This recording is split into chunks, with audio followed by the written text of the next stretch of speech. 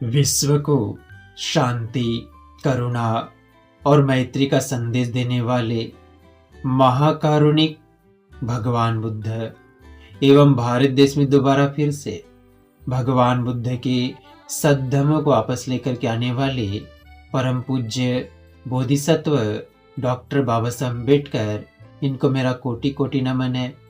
आप सभी साथियों को नमो बुद्धाय, मैत्रीपूर्ण जय भीम। आज हम धम्म पद में आगे जानेंगे कि मनुष्य को कैसे दूसरे की बातों पे या दूसरे के बुरे विचारों पे ध्यान नहीं देना चाहिए। एक बार एक गांव में एक परिवार रहा करता था।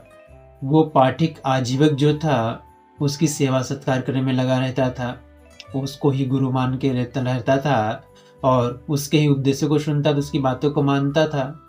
लेकिन जब उस गांव में भगवान बुद्ध आते हैं और जब गांव में भगवान बुद्ध को उपदेश चलने लगता है तो सारे लोग भगवान बुद्ध के पास में जाकर के उनके उपदेशों को सुनने लगते हैं।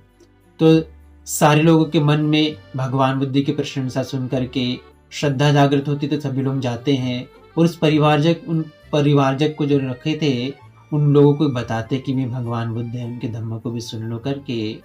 तो जो परिवार था, जो पाठिक आजीविका सेवा करता था, उनके मन में भी भगवान बुद्ध के बारे में प्रशंसा सुन करके श्रद्धा जागृत होती है।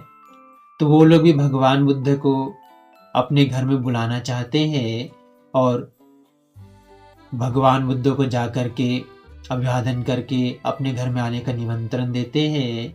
और जब भगवान बुद्ध उनके घर में आते हैं तो बड़ी श्रद्धा पूर्वक उनका आदर सत्कार मान सम्मान करते हैं, अभिवादन करके दान पुण्य करके भगवान बुद्ध का उपदेश सुनते हैं। उसी समय जिस पाठिक के लोग सेवा कर रहे होते बगल की कोठरी में बैठा होता है, बगल के रूम में होता है, उसको ये देख करके, ये सुन करके रहा नहीं जाता कि ये लोग कैसे मुझे छोड़ दिए, मेरा सम्मान नहीं करते और भगवान बुद्ध को बुला करके उनका आदर कर रहे हैं, उनके धम्म को उपदेशों को सुन रहे करके। उसके मन में बड़ी ईर्ष्या जागृत होती है, क्रोध जागृत होता है और उलूल झुलूल अपशब्दों को बकने लगता है, कहने लगता है। तो उनको परिवार के लोगों को बड़ा ही अच्छा नहीं लगता है। तो भगवान बुद्ध कहते हैं, भाई लोग क्या बोलते हैं, क्या नहीं बोलते हैं, लोग क्या करते हैं, क्या नहीं करते हैं, हम इस ओर ध्यान नहीं देना चाहिए, बल्कि हमारा ध्यान जो है अपने ही कर्मों की ओर होना चाहिए। हमें क्या करना है, हमें किस रास्ते में चलना है, इस ओर हमारा ध्यान होना चाहिए, ना कि दूसरों की बातों पे ध्यान देना चाहिए। ऐसा भगवान के उपदेश सुन करके उन्हें संतुष्टि प्राप्त होती है और वो उस पार्टी को छोड़ करके फिर भगवान बुद्ध के धम्म से आचरण करने लगते हैं, अपने जीवन को सार्थक बना करके अच्छे मार्ग में लगा करके सुगति को प्राप्त करते हैं।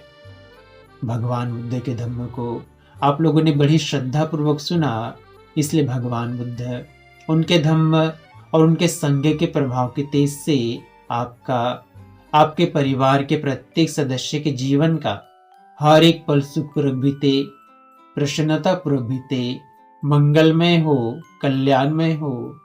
आप सबका मंगल हो, आप सबका कल्याण हो, आप सभी सुखी रहे, स्वस्थ रहे, खुश रहे, सबको सुख शांति और सुकून प्राप्त हो। भवतु शब्द मंगलं रक्षन्तु शब्द देवता सबुद्धानुभावेन सदा शुद्धि भवन्तु ते।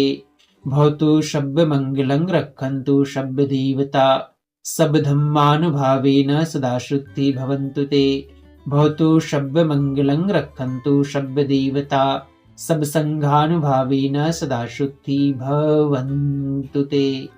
साधु साधु साधु।